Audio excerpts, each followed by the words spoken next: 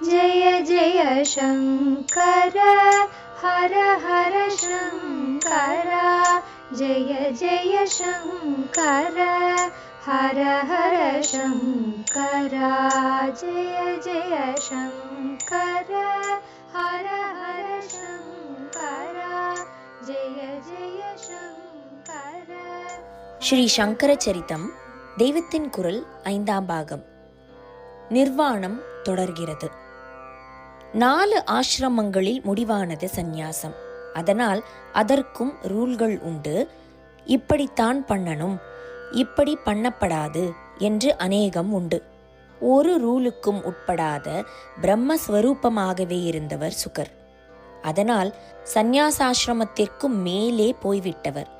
இப்படி 4 ஆசிரமங்களுக்கு மேலே போய்விட்டவர்களுக்கு ஜாதி ஆச்சாரங்களாகிய ரூல்களும் கிடையாது. ஆதலால் ஆசிரமங்கள் வர்ணங்கள் ஆகியவற்றை கடந்துவிட்ட அவர்களை அதிவர்ணாசிரமிகள் என்று சொல்வார்கள். அத்தியாசிரமிகள் என்றும் சொல்வதுண்டு. ஆசிரமத்தை கடந்தவர் என்றாலே வர்ணத்தையும் கடந்தவராகத்தான் இருக்க வேண்டும். அதனால் இப்படி அதிவர்ணாசிரமி என்பதற்கு பதில் அத்தியாசிரமி என்று சொன்னாலே போதும்.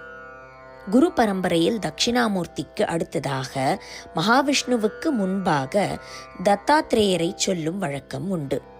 அமூர்த்தியான பரபிரம்மமாக இருக்கப்பட்ட தட்சிணாமூர்த்தி, அப்புறம் திரிமூர்த்தி ஸ்வரூபமான தத்தாத்ரேயர், அதற்கப்புறம் திரிமூர்த்திகளில் வரும் மகாவிஷ்ணு பிரம்மா என்று குரு பரம்பரை போகிறது.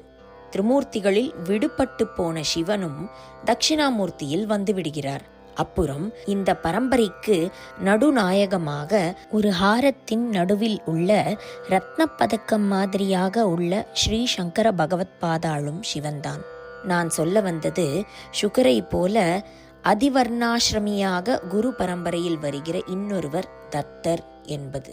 மும்மூர்த்தியும் சேர்ந்தவர் என்றாலும் அவர் தட்சிணாமூர்த்தி, மகாவிஷ்ணு, பிரம்மா ஆகியவர்கள் தெய்வங்களாகவே இருப்பது போல இல்லாமல் பூலோகத்தில் அவதூத சந்நியாசியாக திரிந்து கொண்டிருந்தவர்.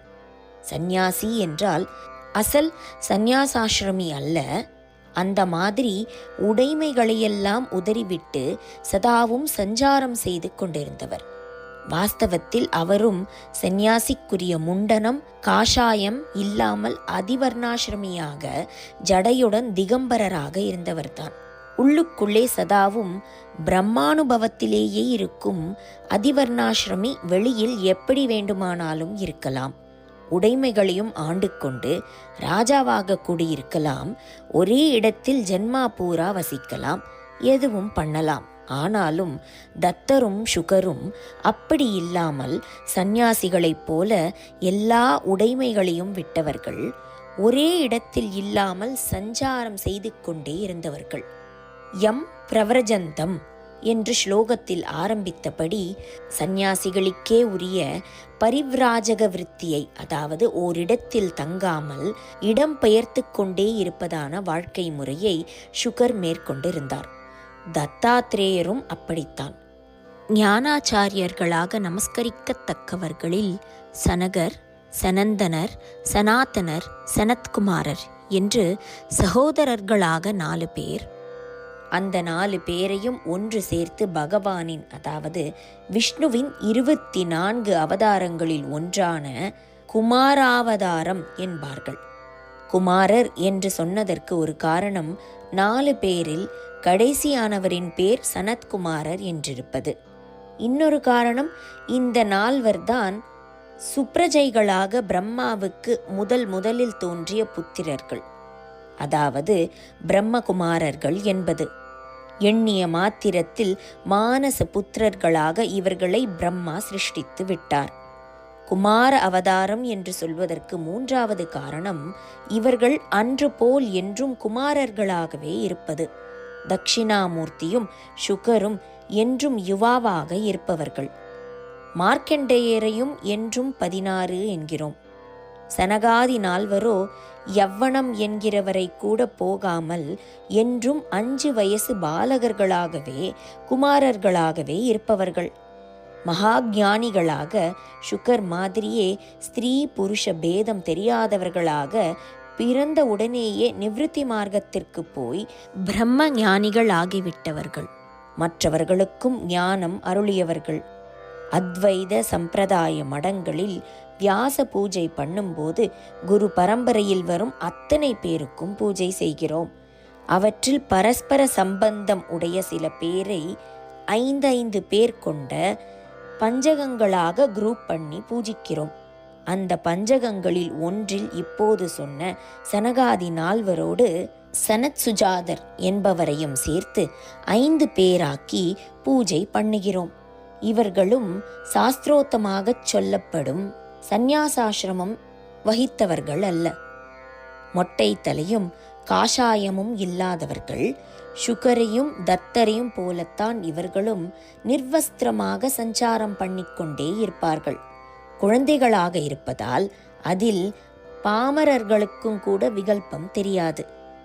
இவர்களையும் அதிவர்ணாசிரமிகளில்தான் சேர்க்க வேண்டும்.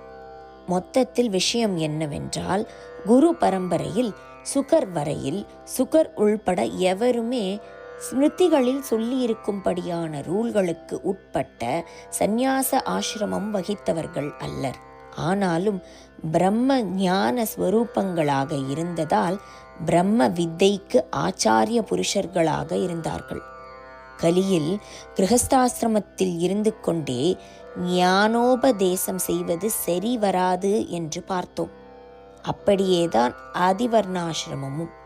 அதிவர்ணாசிரமிக்கு இருக்க வேண்டிய ஸ்திரமான பிரம்மானுபவத்தை பற்றி கொஞ்சம் கூட கவலைப்படாமல் அவனுக்கு ஆச்சாரங்கள் எதுவும் வேண்டியதில்லை என்றிருப்பதை மட்டும் எடுத்துக்கொண்டு மனம் போனபடி செய்கிற வேஷதாரிகள் தங்களை அதிவர்ணாசிரமிகளாக சொல்லிக்கொண்டு புறப்படக்கூடிய யுகம் இது. தற்காலத்தில் மனசுக்கு வேதனை தருவதாக இப்படி அங்கங்கே கேள்விப்படுகிறோம். அதனால் அதிவர்ணாசிரமி என்றால் அவநம்பிக்கை, அவமரியாதை, பரிகாசம் எல்லாமும் தோன்ற இடம் கொடுத்திருக்கிறது. எனவே கலியில் அதிவர்ணாசிரமிகள் குரு பரம்பரையில் வருவதற்கில்லை என்றுதான் சுகாச்சாரியாளுக்கு அப்புறம் விதிவத்தாக சந்நியாசாசிரமம் வாங்கி கொண்டவர்களின் பரம்பரை கௌடபாதரில் இருந்து தொடங்கியது. ஸ்ரீ சங்கரச்சரிதம் நிர்வாணம் நாளையும் தொடரும். ஜெய ஜெய சங்கர, ஹரஹர சங்கர, மகாபெரியவா சரணம். जय जय शङ्कर हर हर शङ्कर जय जय शङ्कर हर हर शङ्कर जय जय शङ्कर।